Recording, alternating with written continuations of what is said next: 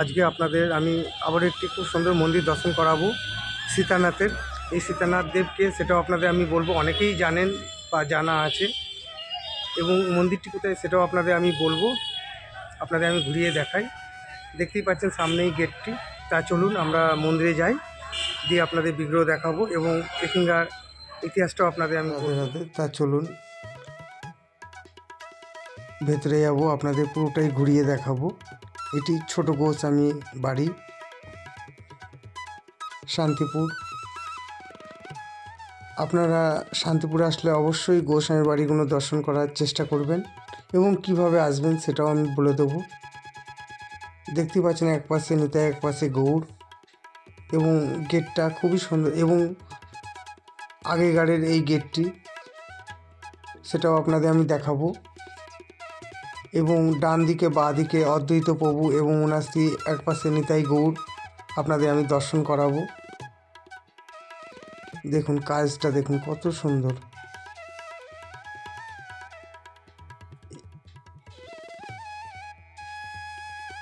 তা চলুন ভেতরে যাই, এবং ভেতরে ঢুকেই দেখুন ডান দিকে বাঁ দিকে আপনাদের আমি অদ্বৈত প্রভু ওনার স্ত্রী দর্শন করাচ্ছি, এবং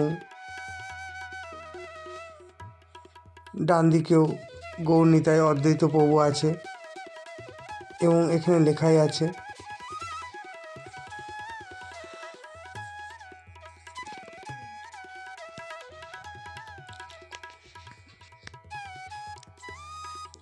আর আমার ভিডিও আপনাদের কেমন লাগছে অবশ্যই আপনারা কমেন্ট করবেন।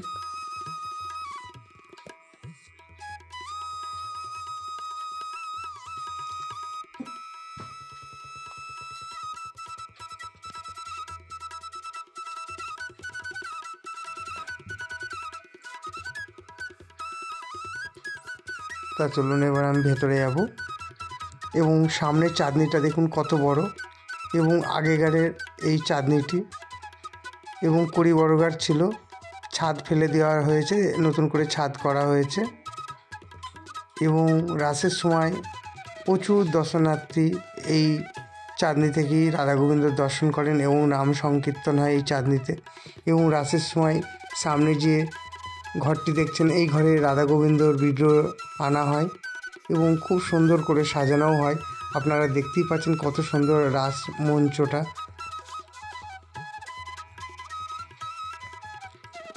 আমি আপনাদের ওপরে উঠে চারিপাশ ঘুরিয়ে দেখাবো, খুবই ভালো লাগবে, এবং কিভাবে আসবেন সেটাও বলে দেবো আপনাদের। আপনারা যদি কলকাতা সাইড থেকে আসেন, আপনারা শান্তিপুর লোকাল ধরবেন, শান্তিপুর লোকাল ধরে শান্তিপুর স্টেশনে নামবেন। স্টেশনে নেমে আপনারা টোটো করবেন, টোটোওয়ালাদের বলবেন গোস্বামী বাড়িগুলো দর্শন করতে চাই, কন্ট্যাক্ট করে নেবেন। টোটোওয়ালারা খুবই ভালো, আপনাদের প্রত্যেকটি গোস্বামী বাড়ি দর্শন করাবে। পারলে অবশ্যই আপনারা ঘুরে যাবেন। এবং শান্তিপুর নবদ্বীপ তো রাস সবাই জানে, নদিয়ার মধ্যে শান্তিপুর এবং নবদ্বীপের রাস বিখ্যাত, সারা বিশ্বের লোক জানে। এবং রাস পূর্ণিমাতে প্রচুর দর্শনার্থীও আসেন বাইরে থেকে দর্শন করবার জন্যে। আপনাদের আমি সামনে থেকে দেখাচ্ছি। রাস উৎসবের সময় এইখানে রাধা গোবিন্দর বিগ্রহ আনা হয়।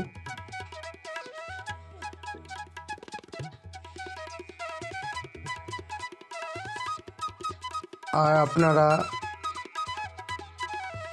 করিমপুর বা কৃষ্ণগড়ের দিক থেকে যদি যান, আপনাদের তো জানাই আছে, আপনারা শান্তিপুর কোথায় নামবেন সেটা আপনাদের আমি বলে দিচ্ছি। আপনারা ডাকঘরে নামবেন, ডাকঘর থেকে আপনারা টোটোও ধরতে পারেন, হেঁটেও ঘুরতে পারেন। এখন তো আরও সুবিধা, গুগল ম্যাপ খুললেই আপনারা পেয়ে যাবেন লোকেশান। অবশ্যই আপনারা শান্তিপুর ঘুরে যাবেন। শান্তিপুরে প্রচুর মন্দির আছে, আপনারা দর্শন করবেন। নবদ্বীপ যেমন একটি ধাম, শান্তিপুরেও একটি ধাম, অনেকেরই জানা আছে, আবার অনেকে হয়তো জানেন না। আর আমার বক্তব্যে যদি কোনো ভুল ত্রুটি হয় আপনারা ক্ষমা করে দেবেন। আপনাদের আমি ঘুরিয়ে দেখাচ্ছি, এবং সামনে যে ঘরটি দেখলেন এই ঘরেই রাধা গোবিন্দর বিগ্রহ শয়নে দেওয়া হয় এবং এইটি হচ্ছে মন্দির। এই মন্দিরে রাধা গোবিন্দর শয়ন থেকে তুলিয়ে এই মন্দিরে নিয়ে আসা হয়, সেটাও আপনাদের আমি দেখাবো। আগে আপনাদের আমি চারিপাশটা ভালো করে ঘুরিয়ে দেখাই। এবং এখানে যে কটি ঘর দেখছেন ইনারা গোস্বামী বাড়িরই সদস্য।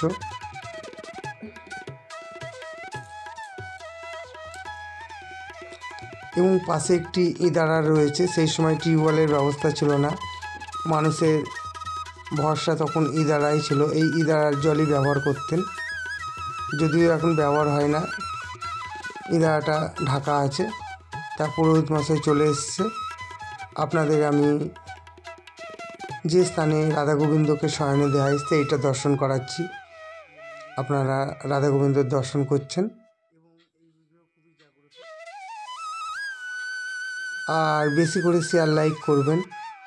আর আমার ভিডিও ভালো লেগে থাকলে যদি নতুন হয়ে থাকেন সাবস্ক্রাইব করতে ভুলবেন না, আগামী দিন যাতে আপনাদের আরও ভালো ভালো মন্দির এবং বিগ্রহ দর্শন করাতে পারি। আর আপনাদের যদি কোনো মন্দির জানা থাকে অবশ্যই আপনারা কমেন্ট করবেন আমাকে, আমি সেই মন্দিরে ভিডিও করে আপনাদের দেখানোর চেষ্টা করব।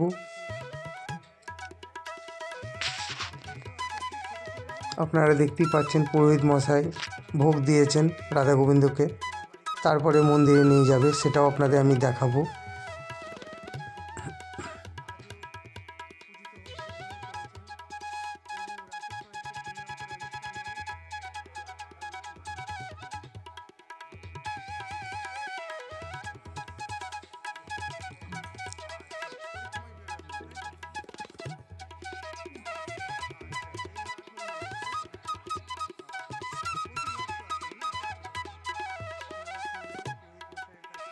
এবং সামনে গুরু পূর্ণিমা আসছে।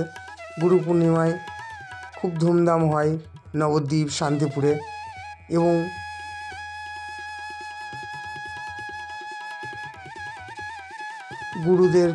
গুরুদেবকে পুজোও করা হয়। গুরু ব্রহ্মা গুরু বিষ্ণু।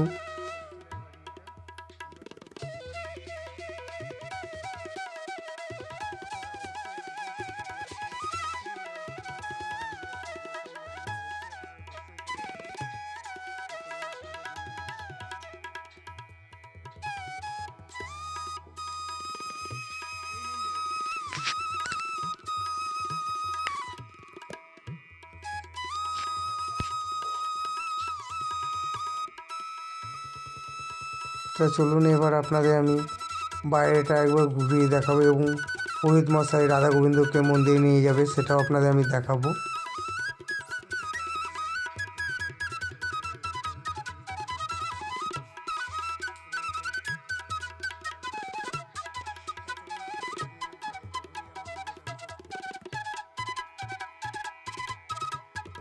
আপনাদের আমি কাছ থেকে দেখাচ্ছি, আপনারা দেখুন মন্দিরটি খুবই সুন্দর।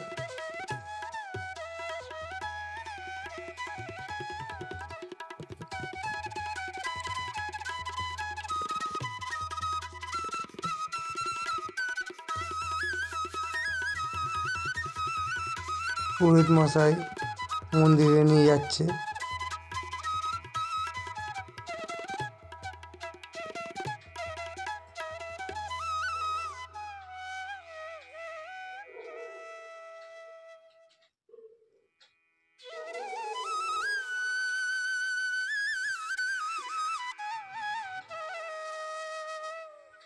আপনারা দেখতেই পেলেন পুরোহিত মশাই বিগ্রহ নিয়ে গেলেন।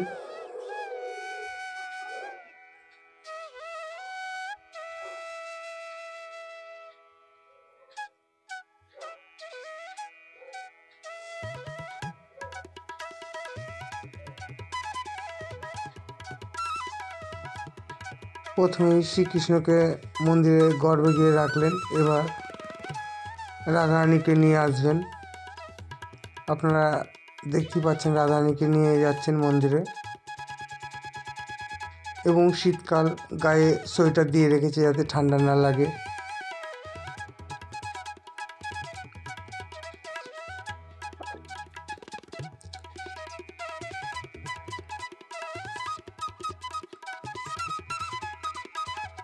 এবার আমি মন্দিরের ভেতরে যাব, আমি নিজেও দর্শন করব, আপনাদেরও দর্শন করাবো।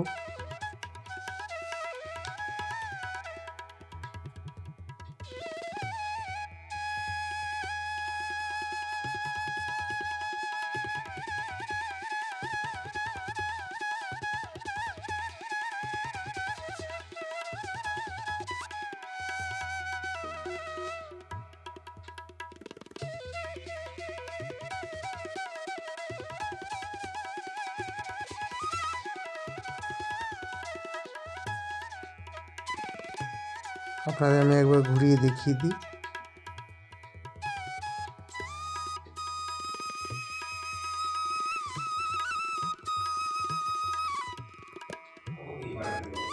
আপনাদের আমি গৌনিতায় দর্শন করাচ্ছি।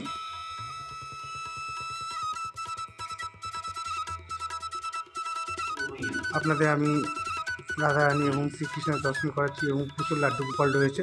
এবং দেখলেন শ্রীকৃষ্ণ এবং রাধারানীকে গর্ভগৃহে নিয়ে আসলেন ঘুম থেকে উঠিয়ে। আপনাদের আমি আরেকবার দর্শন করে দিই।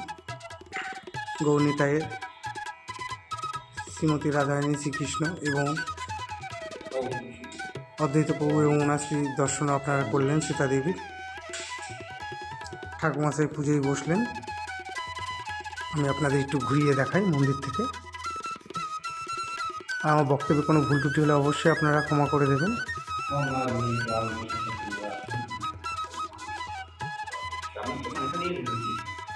রাধে রাধে।